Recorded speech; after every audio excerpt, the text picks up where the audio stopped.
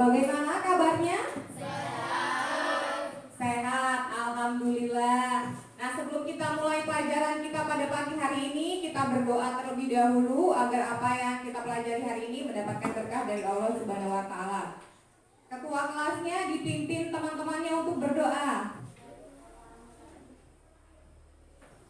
Berdoa selesai. Nah, sebelum kita mulai pelajaran, Ibu mau absen dulu ya, Nak. Kita akan menyanyikan lagu Garuda Pancasila dulu. Ayo maju, maju. Kalian sudah pernah dengar belum apa itu hak dan kewajiban? Belum?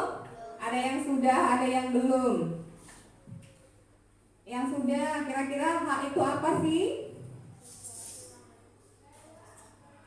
Sesuatu yang harus kita dapatkan. Contohnya seperti apa?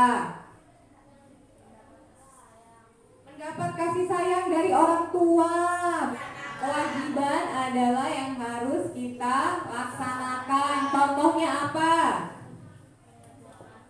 Mengerjakan tugas atau PR. Jadi Nak, hari ini tuh kita akan belajar tentang hak dan kewajiban. Kita akan belajar tentang hak dan kewajiban kita di tempat umum atau di rumah. Jadi hari ini kita akan membahas tentang hak dan kewajiban. Tujuan pelajaran kita hari ini adalah kita mampu menyebutkan contoh-contoh tindakan hak dan kewajiban di tempat umum. Lalu nanti Ibu akan tayangkan video. Setelah Ibu tayangkan video, nanti kalian bisa membuat cerita pengalaman kalian saat menjalankan hak dan kewajiban di tempat umum. Sudah bagikan bahan ajarnya? Kalian juga bisa buka buku temanya, tema 3, subtema 3, pembelajaran keempat. Tadi di bahan ajar juga sudah Ibu kasih ya. Semua sudah dapat bahan ajar dari Ibu? Sudah? Ya. Bisa dibaca dulu. Di situ ada teks eksplanasi, rambu lalu lintas.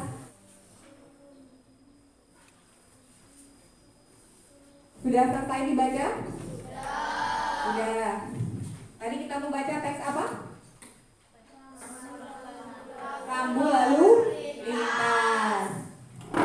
Ada yang ingin ditanyakan dari teks tersebut? Dika?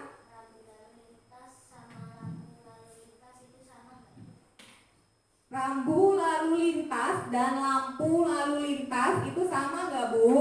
Ada yang tahu? Tidak? Ada yang tahu? Jadi lampu lalu lintas dan rambu lalu lintas itu berbeda. Rambu lalu lintas itu tanda. Contohnya, misalnya ada tanda P, disret atau dicoret, itu tandanya dilarang parkir. Nah, kalau misalnya lampu lalu lintas itu dia untuk mengatur jalan. Jadi berbeda antara rambu lalu lintas dan lampu lalu lintas. Nah, kalian bisa buka tuh di halaman 138 buku kalian. Nah, di situ ada tuh beberapa contoh tanda-tanda rambu lalu lintas. Nah, kalau lampu lalu lintas itu untuk mengatur pengguna jalan. Materi kita kurang lebih masih sama dengan materi kita beberapa hari yang lalu, yaitu kita menganalisis kosakata baku dan tidak baku serta kalimat efektif.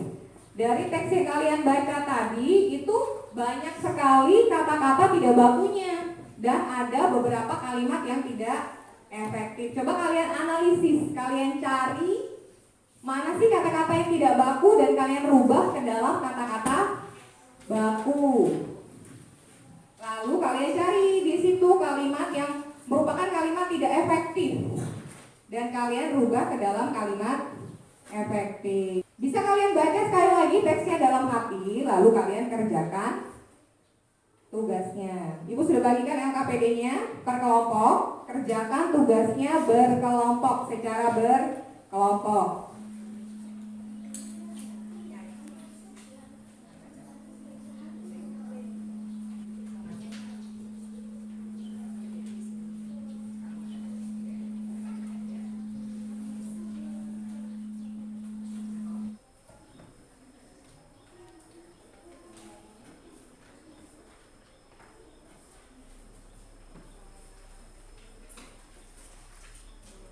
Sekarang maju perwakilan kelompoknya untuk membacakan hasil temuannya.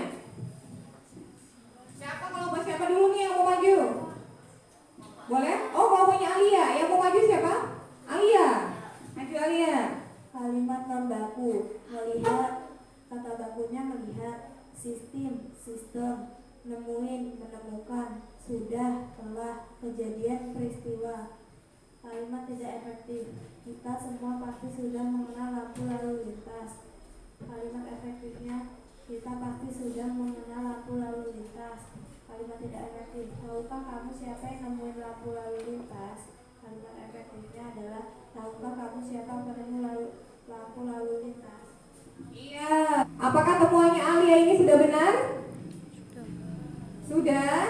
Beri tepuk tangan untuk kelompoknya Alia. Terima kasih ya Alia. Non baku, kejadian, bakunya peristiwa, nemuin, baku. Kelompok yang terakhir, kelompoknya Yoga. Iya, jadi kalau kita lihat dari teks tersebut, di situ ada beberapa kata tidak baku. Contohnya nemuin. Di situ ada nemuin kan? Lalu apa lagi? Melihat. Iya benar, sistem. Kalimat tidak baku di situ ada berapa?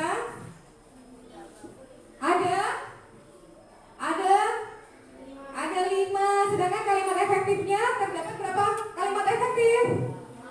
2. Rata-rata kalian menemukan 2. Nah, itu tadi tentang rambu lalu lintas.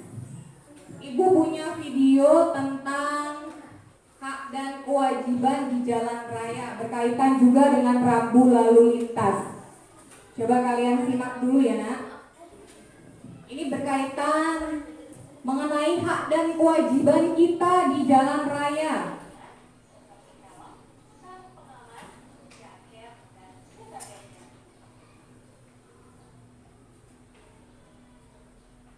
Sudah disaksikan videonya? Itu video apa sih nak? Hak dan kewajiban di jalanan. Tadi ada beberapa hak dan ada beberapa kewajiban kita di jalan raya. Salah satunya apa kewajiban kita di jalan raya? Apa?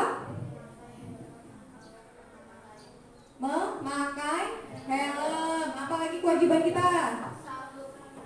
Memakai sabuk pengaman yang menaiki kendaraan roda 4 atau mobil. Memiliki surat-surat yang lengkap, SIM dan STNK. Hak kita adalah mendapatkan keselamatan saat berkendara di jalan raya, yang termasuk hak kita. Nah, ini ada nih penjelasan tentang hak. Hak merupakan segala sesuatu yang mutlak menjadi milik atau punya kita. Jadi hak itu sesuatu yang mutlak yang harus kita dapatkan. Contohnya, kalau di jalan raya tadi, hak kita adalah mendapatkan keselamatan saat berkendara. Wajibannya agar kita mendapatkan keselamatan di jalan raya, kewajiban kita memakai helm, bisa mematuhi lampu lalu lintas. Apa akibatnya jika kita tidak melaksanakan kewajiban kita di jalan raya? Bisa ditilang polisi, mengakibatkan kecelakaan, kata Chris, membahayakan diri sendiri dan orang lain. Berarti kalau membahayakan orang lain itu termasuk kita merampas hak orang lain. Di tugas yang kedua tadi sudah Ibu kasih kan, Nah, di sini ada 4 Ibu minta. Di sini ada 4 soal Ibu kasih. Yang pertama, tuliskan contoh-contoh melaksanakan kewajiban di jalan raya. Contohnya nggak hanya 1, Ibu minta contohnya 5. Jika seorang tidak melaksanakan kewajibannya di jalan raya, apakah hal tersebut dapat mengganggu hak orang lain? Nah, ini kalian diskusikan bersama kelompok kalian.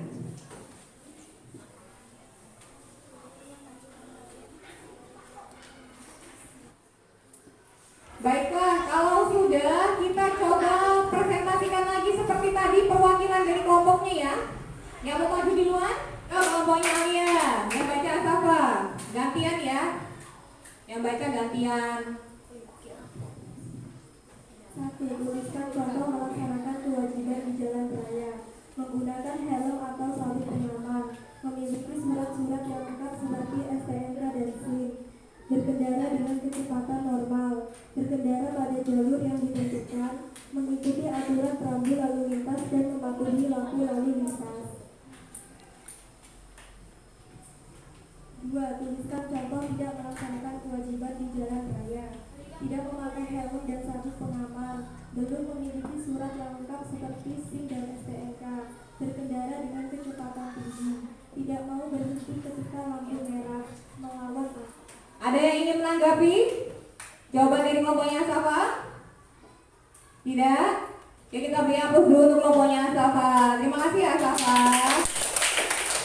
Lalu selanjutnya kelompoknya Melin yang mau baca? Jihan. Hadap ke teman-temannya ya nak. Menggunakan helm atau sabuk pengaman. Memiliki surat yang lengkap seperti STNK dan SIM. Nah, sekarang sudah lebih mengerti tentang hak dan kewajiban kita di jalan raya? Mengerti? Ada yang ingin ditanyakan tentang hak dan kewajiban kita di jalan raya? Ada yang masih mengganjal dan ingin ditanyakan dengan Ibu? Tidak? Nah, kalau tidak, Ibu mau tanya sekarang. Apa sih yang sudah kalian pelajari hari ini? Hak dan kewajiban di jalan raya. Lalu apa lagi? Yang pertama tadi, mematuhi rambu lalu lintas, kata Dika. Yang pertama tadi kita?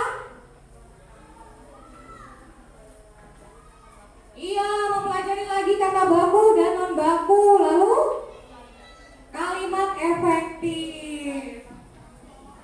Iya. Jadi kesimpulannya apa dari pelajaran kita hari ini? Mengetahui hak dan kewajiban kita di jalan raya. Setelah mengetahui hak dan kewajiban kita di jalan raya, kita bisa mematuhi kewajiban dan kita bisa meminimalisir terjadinya kecelakaan di jalan raya. Nah, tadi juga Ibu sudah bagikan soal evaluasi. Coba diangkat soal evaluasi yang Ibu bagi. Nih, kalian tulis namamu lalu kerjakan 10 soal evaluasinya. Kalau sudah selesai, kumpulkan di meja Ibu beserta tugas yang tadi kita kerjakan ya, beserta LKPD 1 dan LKPD 2-nya.